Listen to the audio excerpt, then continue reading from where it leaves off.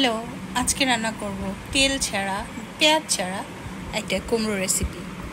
দেখি কি বোঝা যাচ্ছে এটা আমি তেল ছাড়া রান্না করেছি? তাহলে চলুন দেখি কিভাবে রান্না করলাম। একটা কড়াইয়ে পানি নিয়ে নিয়েছি, পানির ভিতরে শুটকির পেস্ট দিয়ে দিচ্ছি। আপনারা চাইলে নাপ্পি ব্যবহার করতে পারেন অথবা চ্যাপা বা ভাইসা শুটকি যেটা বলে, ওই শুটকিগুলো পুড়িয়ে বা ভেজে সেটার পেস্টও ব্যবহার করতে পারেন। চ্যাপা শুটকি দিয়েও করতে পারেন।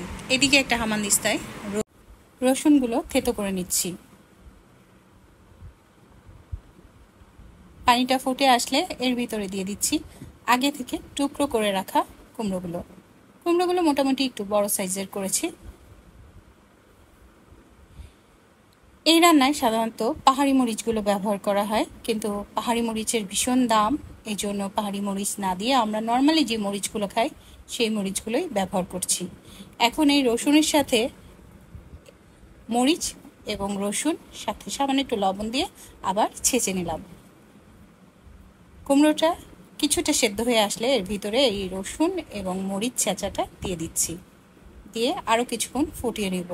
মোটামুটি কুমড়োটা হাফ সেদ্ধ হলে এর ভিতরে দিয়ে দিব চিংড়ি মাছ। অবশ্যই শুটকি দিয়ে রান্না করা, যে কারণে চিংড়ি মাছটা এখানে ব্যবহার করতে হবে, তাহলে স্বাদটা অনেক বেশি হবে। চিংড়ি মাছের বদলে আপনারা অন্য কোনো মাছ ব্যবহার করতে পারবেন না, খেতে ভালো লাগবে না। চিংড়ি মাছটাই এই সবজিতে, এই রান্নাতে যায়। চিংড়ি মাছটা দিয়ে আরও বেশ কিছুক্ষণ রান্না করে ঝোলটা একটু ঘন ঘন হলে নামিয়ে নিব।